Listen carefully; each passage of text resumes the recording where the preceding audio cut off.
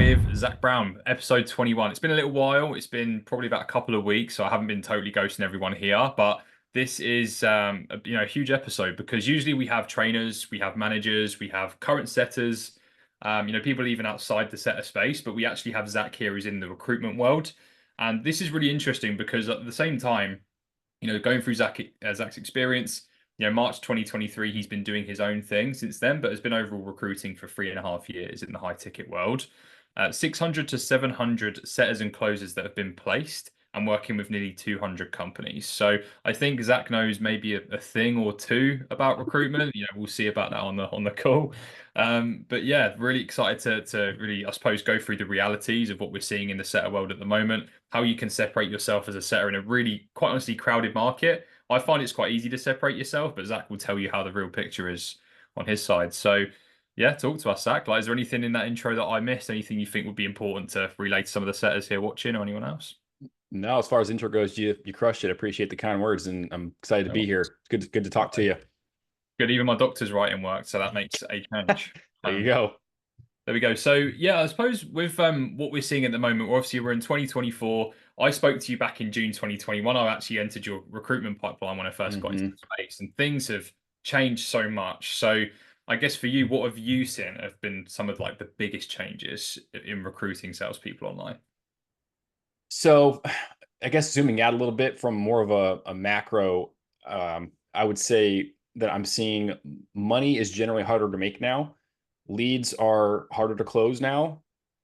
Leads are harder to generate now, at least quality appointments that fit the bill of who you're trying to bring into your program.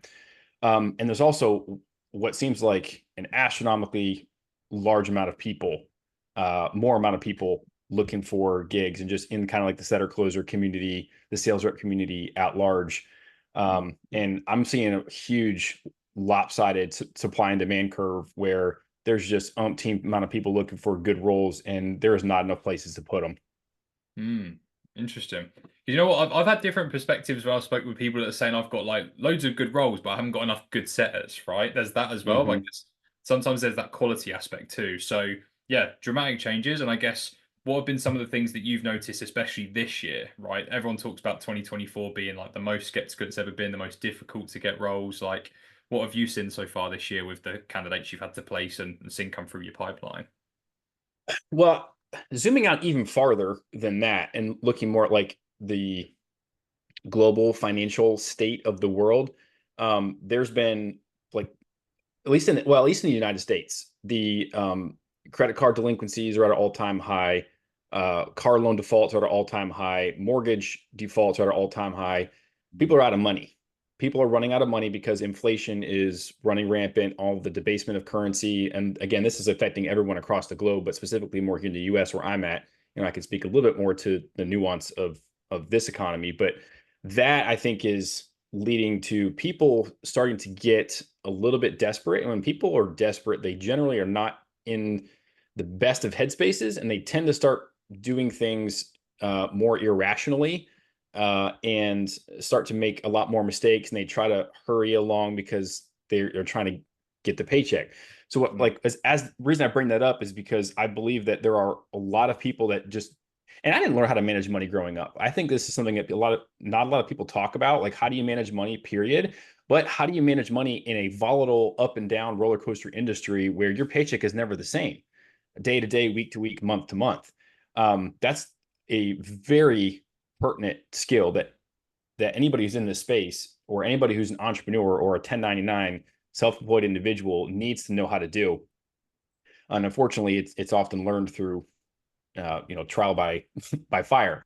Yep. So I say that because I'm watching so many people just do a half-ass job at trying to get a placement, like filling out an application. Like I've had sleepless nights, scratched my head left and right, done update after update, tweak after tweak through my process to literally make this as idiot proof as possible. Like, it's just so freaking simple to get your information into a pipeline to be potentially considered for a sales role. And people, they just, anything that they can do to screw it up, they're going to do it.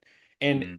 as taboo as it is, as simple as it sounds, and as cheeky as it sounds, it's it's the simple stuff. It's like people, and this is where the stuff that's just as easy not to do as it is to do, people are just missing. They're just not polished. And that's where the people who are doing well and are getting jobs are excelling. They're just taking the little bit of extra time, stepping back, asking questions. Hey, are all my bases covered here? Is everything high and tight? Am I ready to actually rock and roll? Or am I just hurry, hurry, hurry, hurry, hurry? Like I saw a post from Ryan Cron yesterday that he was told that out of the 3 roles that he was offered, he was the only person out of hundreds of people that actually followed up with the company. And it's like you can look up somebody's email and somebody's phone number on like Apollo or even Facebook. Like it's so easy to find people, it's so easy to reach out, but people just skip steps because they're hurrying. And I really think it has to do with the fact that the money just in general is constricted and people are hurting a little bit more than they were before. And I think that's causing a bit of a cascade of events to the point that people are just not being careful with what they're doing and not slowing down to speed up. Yeah, I mean, it's almost like you kind of think that because people want more money, they're going to do a better job of like being more thorough, but it seems like it's just totally the opposite way round. And I suppose another thing that I've noticed as well, and like correct me if I'm wrong, I'd say is like the entitlement side of things as well. Have you noticed that, like going through a lot of the setters and closers you've seen? Yeah, and you can thank the good old gurus for that. 100%. 100%. And like, obviously, without naming names, obviously there's a bunch of gurus out there, some that do a really great job, some that just Yeah. don't have the right expectations. And I guess like what have been some of the expectations you've seen that I guess need to be dispelled for salespeople, setters and closers, out there? I just did a Facebook Live earlier with a gentleman named CJ who came into the space back in May. Hopped on one offer through me, didn't pan out, and then got a closer role. And he's 6K on his first 30 days as a closer with really no prior experience. Nice. And I asked him because it's harder for some of us who have been in the space for a minute, like, hey, what does it feel like to be new again? And so I was asking him, what was the sentiment that you brought in or that you were seeing when you came into the space about how difficult it was going to be? Like, did you feel like it was going to be easier or harder than it actually was? And he was like, oh, I thought it was going to be way easier. It was infinitely harder and has been um, than I expected. And I do think that you could probably say that about anything. Like we're always, I think, overly optimistic about how long something's going to take or how easy that learning curve is to bend in our favor. Because we're looking at other people that have trends have traipsed that road before us, and we're just seeing the snapshot. We're not seeing everything in between that the blood, sweat, and tears, all the arrows and knives in the back that are the reason that they're able to now do what they need to do. And CJ brought up a great point. He was like, time meets time. And I think that's what more people could recognize. Like, hey, and honestly, I would probably die on this hill saying that if anybody tells you it's easy, run. And if anybody tells you it's easy, multiply that easy times 10 and then go with it, without understanding. I think anybody who's trying to paint this simple picture that it's like peaches and rainbows and unicorns is like doing everybody a disservice because when they come into the space, all of us that are here now have to reframe all those people about how it actually is. And then people are just coming in upset because they're thinking it was one thing when it's actually another. Like, why not just tell people, why not run ads and be like, dude, this space will change your life. This space is amazing. You're going to get your teeth knocked in. You're going to need, physical therapy by the time you hit your first 6 months in this space, but it's worth it. And you're going to get people, I think they're coming in with the right mindset. They are ready to rock and roll. They got their gloves on, fists up, ready to rock, instead of these people that are coming in thinking it's something different. So I think the space at large would do really Yeah. well to start focusing on bringing in a different caliber of person who's ready to rock from the get-go rather than all these people just cycle in and out every 3 to 6 months because they're not here for the right reason. They're here because it's supposedly easy. Yeah, couldn't have said it better. And I think, I'm trying to think back when I first came into the high ticket world, June 2021. It was like there was abundance of opportunities. It was still marketed with the way it was like, you have 5 calls booked in on your calendar. They are warm, they're ready, they have their credit cards, basically in front of you. And then yeah, you're going to sign up 1 or 2, right? They have no reasons for the other 3. And then from there, you make 10K a month. And it's weird how that kind of still has been promoted now. There's like biz op offers for people being closers and setters, and it's just wild. So, Agreed. um, yeah, and I guess like, and we'll go into the negative and the positive. First, with like the negative, what are you seeing? And obviously, we're talking about setters mainly on this side of things. So, what would you say have been some like common negative patterns that you've seen from setters, like things that setters that are watching this can avoid so they can get the best roles? Be prepared and ready to pick up the phone and call somebody that wasn't expecting your call, because that right there is something that nobody wants to do. And in my experience, the success is often found in the things that nobody wants to do.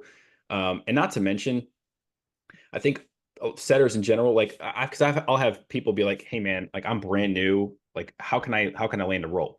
And I'm a simpleton in a lot of ways. Like I don't like complex setups. I like to try to keep things as brass tacks, bare bones as possible when it comes to as far action items, if you will. And I'm a big fan of, you know what, there is no secret sauce. You just have to do it. You just have to put the reps in. Doesn't matter how ugly it looks. You just have to do it. And again, it sounds simple, but like everybody that I've ever talked to, everyone that's ever had any success, they say the same thing. You just have to do it. Like you learn the experiential knowledge through the experience. That's why it's called experiential knowledge. So I think, well, so when setters come to me or people that are brand new and they're like, "Yo, dude, how do I make this?" I will tell them, go find a cold calling role for 90 days and just dial your face off for 90 days. That's all you got to do. And then when they come back to me, and I'm more or less specifically speaking for coming into a recruiting pipeline, Yeah. because I think a lot of people come to a recruiting pipeline like me because I'm out there everywhere and it's an easy pipeline to get into. Like I don't stop anybody from filling out an application. So I think people often think that I'm an easy button to where it's like, oh, I can get an application in and I'll just get an interview and I'll get hired. It's like, no, just because it's easy to get into the pipeline doesn't mean it's easy to get in front of a business owner and get hired. There's a lot of people looking for roles like we touched on earlier. So the way that you can separate yourself is by having some activity on your resume. And I think a lot of people are like, well, cold calling never gets any results. First of all, that's not true. And but second of all, you're not after the results here. I can't think of anybody that's ever asked or has ever brought up uh, considering somebody for a setter role that had done cold calling and only wanted to hire that cold caller if they had closed a high percentage. They don't care. That what they care about is the fact that you cold call, because nobody wants to do that. And what that shows is a lot of tenacity, a lot of grit and determination and willingness to get your teeth knocked in repeatedly and get rejected after rejection after rejection. Because these business owners, they want certainty. They're looking for certainty that you are going to be a good ROI on their time, resources, and investment into you. Because what they do with you is can just as easily take away from their bottom line as it can increase it. So they're taking a risk when they're hiring you, just like you're taking a risk, obviously, when you're starting with the company. It's a partnership. But from their perspective, it's like, okay, well, how can I up the chances that this person, at least in my mind, of the perception of this person being a more likely positive ROI than not? An easy way, and what they're looking for is like just checking a box. Okay, well, do you have sales experience? Well, okay, no. So go get some, go get the best kind you can get, and then come back. They're not going to be like, oh, you only cold called for 90 days. What's wrong with you? They're going to be like, wow, you cold call for 90 days? That takes a lot of determination because nobody wants to do it. So again, like my very simple answer to people is just go get some experience that's easy to get that nobody wants to do. It's entry level. Cold calling roles are often the easiest to get because these guys just need somebody to dial. And you'll move from the bottom 5% or the bottom 80% of my pipeline to the top 5. Literally just like that. And the amount of confidence that you're going to have showing up just after 90 days of doing that is going to be bar none. You're going to be a totally different person. So that's what I'd say to someone in those shoes. I'd agree with that. It's funny because I've just placed one of my little brothers into an outbound offer at the moment Nice. in the UK, and he's never done cold calling before. He's about a month into the role, and he's had people from like literally his obviously my family and his friends. They're like, you seem a lot more confident. You seem like you're really good at socializing, talking, and it generally does have that effect doing something like cold calling. Yeah. I'll say even if anyone has the ability to do door-to-door sales, I will say 100% dive into it. Door to When you door. Yep. put an application and then they see that you've done door-to-door, going to take you seriously as well. 100%. I take everybody who's done door to door. I'm like, okay, all right, this guy's got some chops. Let's go. 100%. So, Yeah. like, I guess I was going to ask you about kind of what you look for that makes you go, okay, this set is going to be good. And it's all, I guess, from your side, it's that grit, that determination. Is there anything else you look for alongside just the ability to just want to go and do it and hustle? So this has not changed since I got into the space. I have a love-hate relationship with intro videos, and Mm. if Yeah. you can get somebody to, not talking about all the other things that go into trying to land a role or be successful in a role, but just with the uh, one part of this process where you get the video in front of somebody and they open it up and watch it. Um, like I'm working on putting this into my protocol because I don't have one in there. I'm redoing my own intro video, just to put an example in there. Like I'm pretty explicit about what I'm looking for and try to keep it super clean and basic, but just for someone to have an idea of what like what I think works well. Not that there's not a one size fits all, but um, just an example. And I'm I'm probably an hour into typing up like and putting together a 60-second script, and I've already gone through it, I don't know, 20 times, and it's still not done. And I've been doing this for, and I've watched 10,000 of these videos. So I think it's, you can astronomically increase the likelihood that you will be taken seriously if your intro video rocks. And I'm talking like the first 5 seconds rocks. You got to get the first 5 seconds. You got to get the thumbnail right. You got to get the or the title, the thumbnail right. You got to have this is the description right, if you're going to use Loom or something like that. But I think that can really set people apart and really set you up for success if you got a banger of a video. And again, it just comes from repeating it a bunch of times. Like that's literally how I've done all my videos. Like I'll come up with like a little template and outline, and I'll just run through it, run through it, run through it, run through it, run through it. I think I still have one that I did 2, 3 years ago, like 20 or 30 takes on my phone, where it's like, don't like that, re-record. Don't like that, re-record. And then after I'm done with one I feel good about, I'm like, oh yeah, I think I feel good about this one. Rolling with it. So it's just reps. Same thing with the cold calling. If you want to get good at it, just do it a bunch of times and you will get good at it. It's inevitable. You can't not get better by doing it a bunch of times. Yeah, for 100%. I think that at the end of the day, I think sometimes we always look for like the secret sauce, like the magic that gets you the result. And it really is just kind of doing the hard things and it is repetition. So absolutely. And intro videos, like I've probably done 3 different intro videos over the time that I've been Mm-hmm. doing this, right? It's always going to evolve. And whenever you've noticed improvements, for example, like I've got this office background now. Looks Previously, great.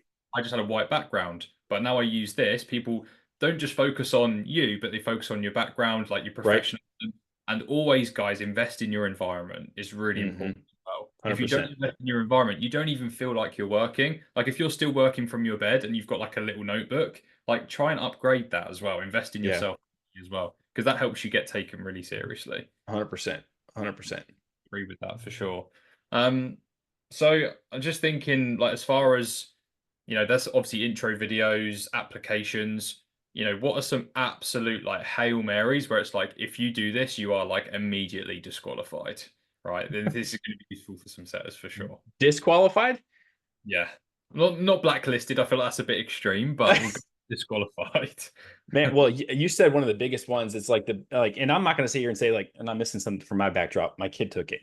Like my backdrop's not like super sexy, either. Like, yeah, I really like what you've got going on with yours. I've been thinking about ways to even upgrade mine that you brought up. Pounds Um, Amazon tiles, cheap and easy to fit, so I recommend.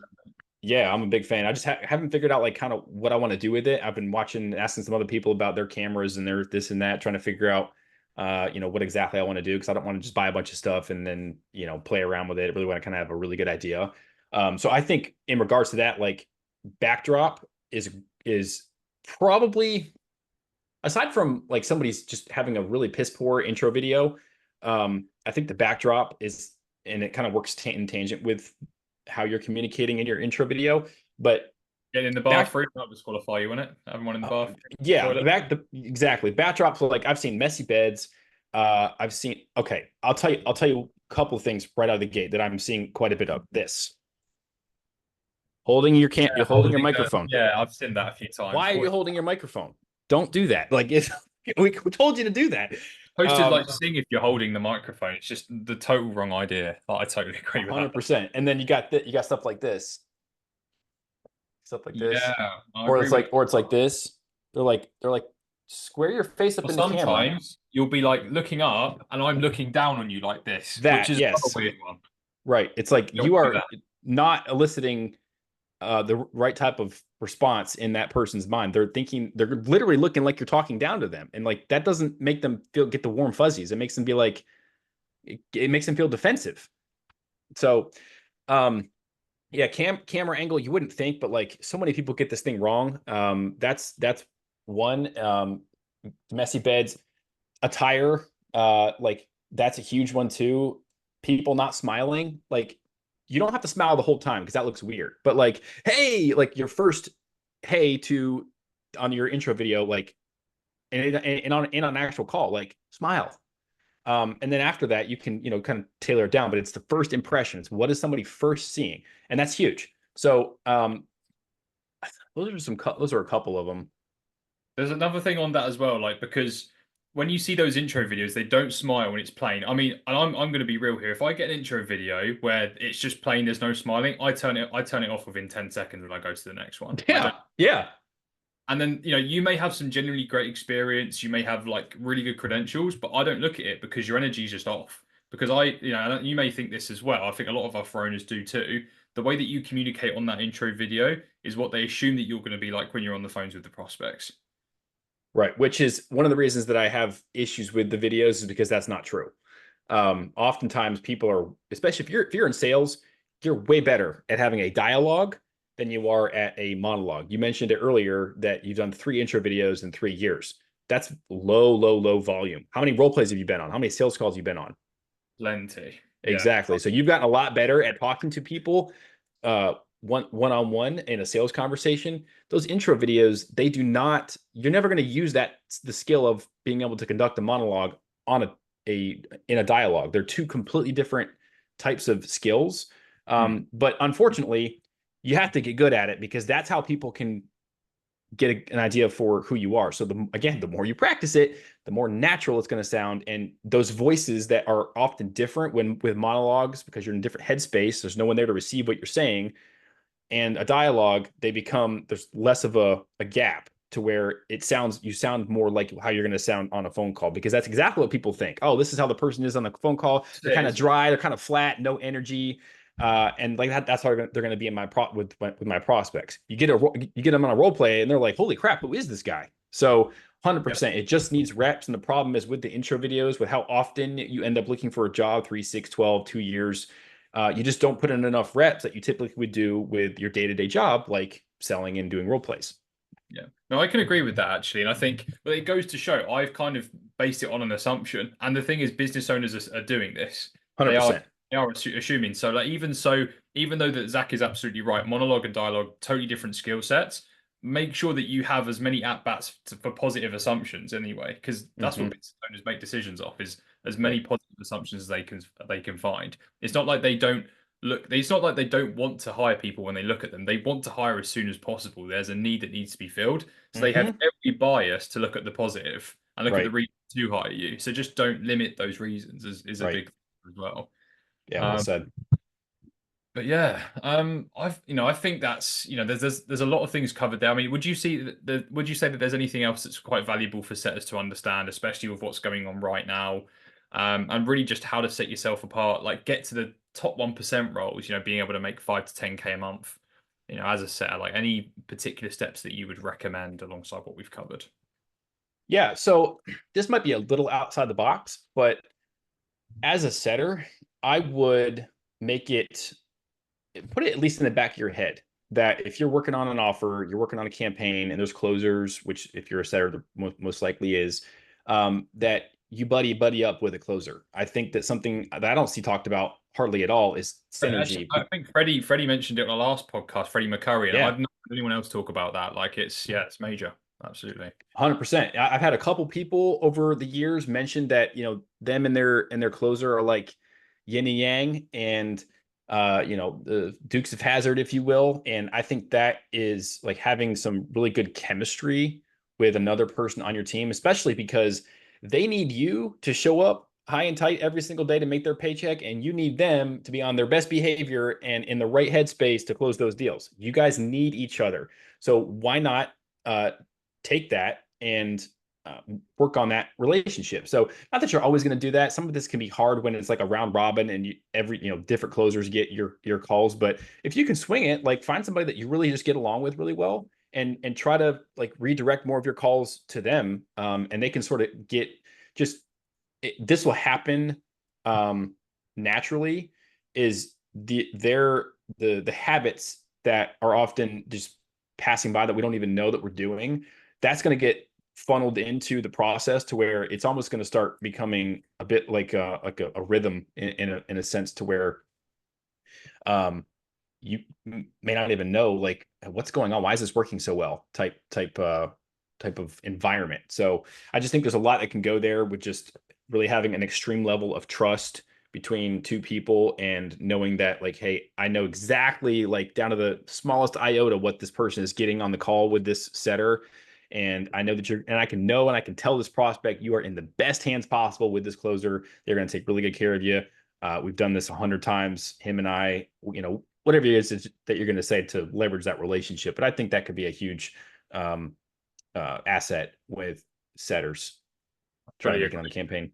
Well, the analogy I always use with setters and closers is the Michael Jordan Scottie Pippen relationship. Like Yeah, if you have that level of tight bond, like it's insane what you can do, and then you always kind of have that safety because closers will always be moving. You know, for them to be in a role for 2 years, even 1 to 2 years, it's very rare nowadays, right? And they're not going to be if they're a good closer wanting bad offers. So yeah, 100% hop right. along.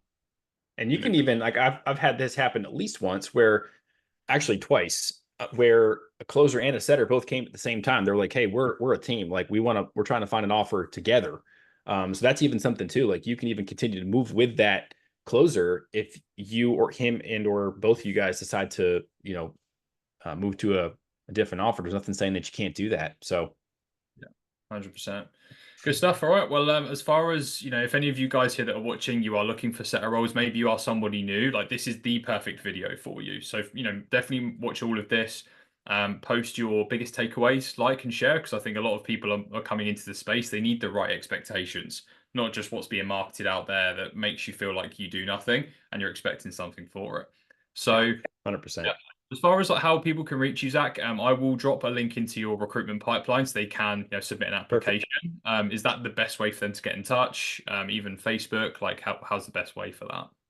Yeah, so if you go through that link, that will put you in touch in my text and email pipelines, and it'll get you into my Facebook DMs because Facebook's been making some changes with their DMs, so it's actually a little bit harder to get a hold of somebody.